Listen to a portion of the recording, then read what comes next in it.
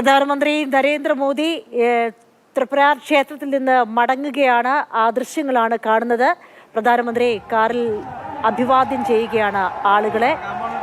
ആയിരക്കണക്കിന് നൂറുകണക്കിന് BJP പ്രവർത്തകർ ഉൾപ്പെടെയുള്ള ആളുകളാണ് പ്രധാനമന്ത്രി കാണാൻ വേണ്ടി അവിടെ തടിച്ചുകൂടിയിരിക്കുന്നത്.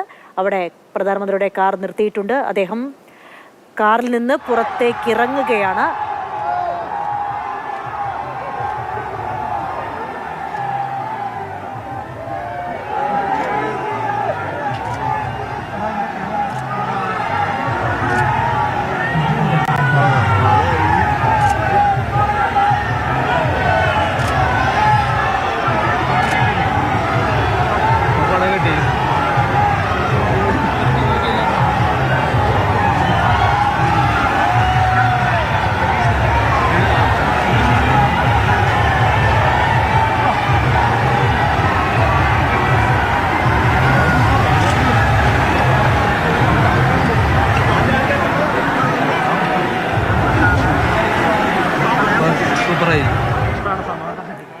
പ്രധാനമന്ത്രി നരേന്ദ്രമോദി ത്രിപുര ക്ഷേത്രത്തിൽ നിന്ന് മടങ്ങുകയാണ്. റോഡിന് ഇരുവശത്തും അദ്ദേഹത്തെ ഒരു നോക്ക് കാണാൻ വേണ്ടി കാത്തു നിൽക്കുന്ന ജനങ്ങളെ നോക്കി അഭിവാദ്യം അർപ്പിക്കുകയാണ് കാറിന് പുറത്തേക്ക് ഇറങ്ങിയ പ്രധാനമന്ത്രി നരേന്ദ്രമോദി.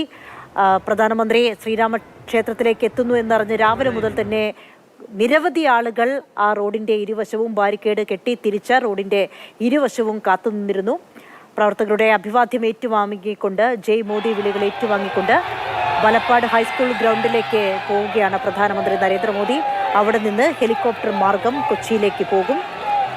12 മണിയോടുകൂടി വില്ലിംഗ്ടൺ ഐലൻഡിൽ കൊച്ചി രാജ്യാന്തര കപ്പൽ അറ്റകുറ്റപ്പണി കേന്ദ്രം, ഡ്രൈ ഡോക്ക്, IOCയുടെ LPG ഇറക്കുമതി ടെർമിനൽ എന്നിവ ഉദ്ഘാടനം ചെയ്യും.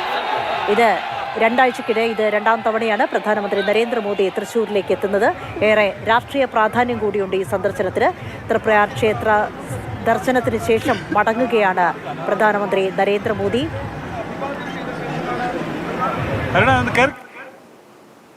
സ്ത്രീകളും കുട്ടികളും പ്രായമായവരും ഉൾപ്പെടെ നൂറുകണക്കിന് ആളുകൾ പ്രധാനമന്ത്രിയെ അഭിവാദ്യം ചെയ്യുകയാണ്. അവർക്കൊക്കെ അഭിവാദ്യം നൽകിക്കൊണ്ട് പ്രധാനമന്ത്രി മടങ്ങുകയാണ്.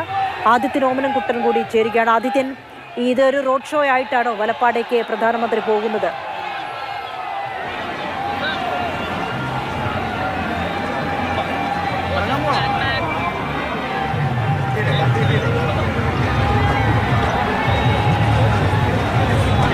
അഞ്ജിത, ഒരു റോഡ് ഷോ ആയിട്ട് തന്നെയാണ് നരേന്ദ്രമോദി വലപ്പാട്ടേക്ക് യാത്രയാവുന്നത്. കാരണം ഇതിന് മുൻപ് ക്ഷേത്രത്തിലേക്ക് കടന്നു വരുമ്പോൾ വാഹനത്തിനുള്ളിലിരുന്ന മോദി വാഹനത്തിനുള്ളിൽ തന്നെ ഇരുന്ന് ഇടതുവശത്തെ മുൻ സീറ്റിലിരുന്ന് ജനങ്ങളെ അഭിവാദ്യം ചെയ്യുകയായിരുന്നു, പ്രവർത്തകരെ അഭിവാദ്യം ചെയ്യുകയായിരുന്നു. പക്ഷേ ക്ഷേത്രത്തിലെ ചടങ്ങുകൾക്ക് ശേഷം മടങ്ങിയ മോദി ഇതായി ക്യാമറയ്ക്ക് തൊട്ട് മുന്നിൽ വെച്ചാണ് മോദി വാഹനത്തിൽ നിന്ന് പുറത്തേക്ക് ഇറങ്ങിയത്. അതിനുശേഷം വാഹനത്തിൻ്റെ മുൻവശത്തെ ഡോറിൻ്റെ ഭാഗത്ത് നിന്നുകൊണ്ടായിരുന്നു അദ്ദേഹം പ്രവർത്തകരെ അഭിവാദ്യം ചെയ്തത്. ആ ഡോറിൽ നിന്നുകൊണ്ട് പ്രവർത്തകരെ അഭിവാദ്യം ചെയ്യുകയാണ്. വലിയ ചൂടാണ്, വെയിലാണ്. പക്ഷേ ആ വെയിലത്ത് പോലും വാഹനത്തിന് പുറത്തായി നിന്നുകൊണ്ടാണ് മോദി പ്രവർത്തകരെ അഭിവാദ്യം ചെയ്യുന്നത്. ഇവിടെ നിന്ന് വലപ്പാട്ട് ഹൈസ്കൂൾ ഗ്രൗണ്ടിലേക്കാണ് മോദി യാത്രയാവുന്നത്. അവിടം വരെ ഇത്തരത്തിൽ റോഡ് ഷോയിലൂടെ തന്നെ പോകുമെന്നാണ് അറിയാൻ സാധിക്കുന്നത്. കാരണം ഇവിടേക്ക് വന്നപ്പോൾ പ്രവർത്തകരെ അഭിവാദ്യം ചെയ്യാൻ അദ്ദേഹത്തിന് സാധിച്ചിരുന്നില്ല, പുറത്തിറങ്ങി അഭിവാദ്യം ചെയ്യാൻ. പക്ഷേ പുഷ്പവൃഷ്ടിയുമായി പ്രവർത്തകർ വലിയ സ്വീകരണം തന്നെ നൽകി.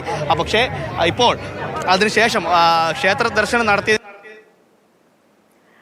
ആദിത്യനാണ് വിവരങ്ങൾ നൽകിക്കൊണ്ടിരിക്കുന്നത്. വഴിയോരങ്ങളിൽ കണ്ണും നട്ട് കാത്തിരിക്കുന്ന പ്രവർത്തകർക്ക് അഭിവാദ്യം നൽകിക്കൊണ്ട് ത്രിപുര ക്ഷേത്രത്തിൽ നിന്ന് വലപ്പാട് ഹെലിപാഡിലേക്ക്, വലപ്പാട് ഹൈസ്കൂൾ ഗ്രൗണ്ടിലേക്ക് പ്രധാനമന്ത്രി റോഡ് ഷോയായി പോവുകയാണ്. വലിയ തോതിൽ ആയിരക്കണക്കിന് പ്രവർത്തകരാണ്, BJP പ്രവർത്തകർ ഉൾപ്പെടെ പ്രധാനമന്ത്രി ഒരു നോക്ക് കാണാൻ വേണ്ടി വഴിയോരങ്ങളിൽ കാത്തു നിൽക്കുകയാണ്. അദ്ദേഹം ക്ഷേത്രത്തിലേക്ക് വരുമ്പോഴും അങ്ങനെ തന്നെയായിരുന്നു. ആദിത്യനാണ് വിവരങ്ങൾ നൽകിക്കൊണ്ടിരിക്കുന്നത്. ആദിത്യൻ, ഇനി എത്ര ദൂരം പിന്നിടണം വലപ്പാട് ഹൈസ്കൂൾ ഗ്രൗണ്ടിലേക്ക്? ഇനി എത്ര സമയം കഴിഞ്ഞായിരിക്കും പോവുക? ആദിത്യൻ,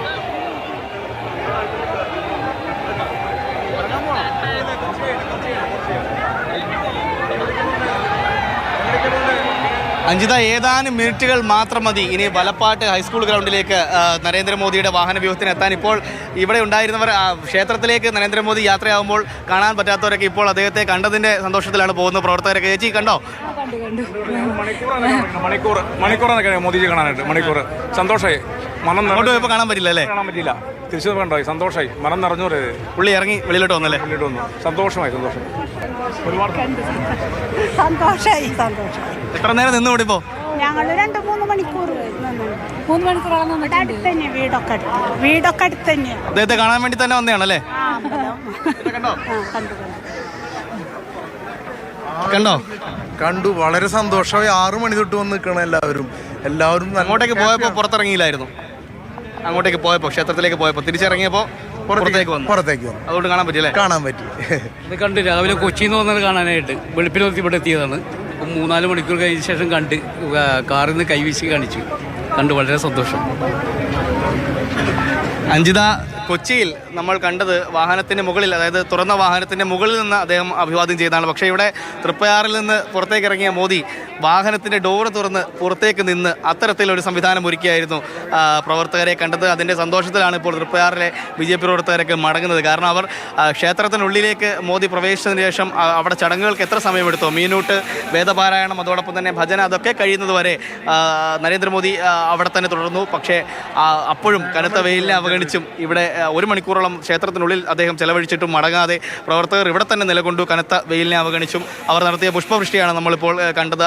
അതേ പൂക്കളുമായി അവർ കാത്തിരുന്നു. അതുപോലെ തന്നെ വലപ്പാട്ട് ഹൈസ്കൂൾ ഗ്രൗണ്ടിലേക്ക് അദ്ദേഹം മടങ്ങിയ ഈ ഒരു വഴിയിലൂടെയും അവർ കാത്തുനിന്നു. അങ്ങനെ ഇപ്പോൾ ഏതാനും മിനിറ്റുകൾക്കുള്ളിൽ നരേന്ദ്രമോദി വലപ്പാട് ഹൈസ്കൂൾ ഗ്രൗണ്ടിലേക്ക് പോകും. അവിടേക്ക് പോകുന്ന വഴിയിലും ഈ റോഡ് ഷോ ഉണ്ടാകുമെന്നാണ് പ്രതീക്ഷിക്കുന്നത്. കാരണം ഇങ്ങോട്ടേക്ക് വന്നപ്പോൾ, ഗുരുവായൂരിൽ നിന്ന് ഇങ്ങോട്ടേക്ക് അദ്ദേഹം എത്തി, വലപ്പാട് ഹൈസ്കൂൾ ഗ്രൗണ്ടിൽ ഹെലികോപ്റ്ററിൽ ഇറങ്ങി. അവിടെ നിന്ന് വാഹന വ്യൂഹത്തിലൂടെ ഇവിടെ കടന്നു വന്നപ്പോൾ അദ്ദേഹത്തെ പ്രവർത്തകനെ അഭിവാദ്യം ചെയ്യാൻ സാധിച്ചില്ല. കാരണം ക്ഷേത്രത്തിനുള്ളിൽ കൃത്യസമയത്ത് പ്രവേശിക്കേണ്ടതുകൊണ്ട് തന്നെ വലിയ സുരക്ഷാ വലയത്തിൽ അദ്ദേഹം പെട്ടെന്ന് കടന്നു വരികയായിരുന്നു. പക്ഷേ ക്ഷേത്രത്തിനുള്ളിൽ നിന്ന് ഇറങ്ങിയ ശേഷം, എല്ലാ ചടങ്ങുകളും പൂർത്തിയാക്കിയതിനു ശേഷം അദ്ദേഹം പ്രവർത്തകരെ അഭിവാദ്യം ചെയ്തുകൊണ്ട് മടങ്ങുകയാണ്. നമുക്കറിയാം, ഏറെ പ്രശസ്തമാണ്, ചരിത്ര പ്രശസ്തമാണ് തൃപ്പയാർ ക്ഷേത്രം.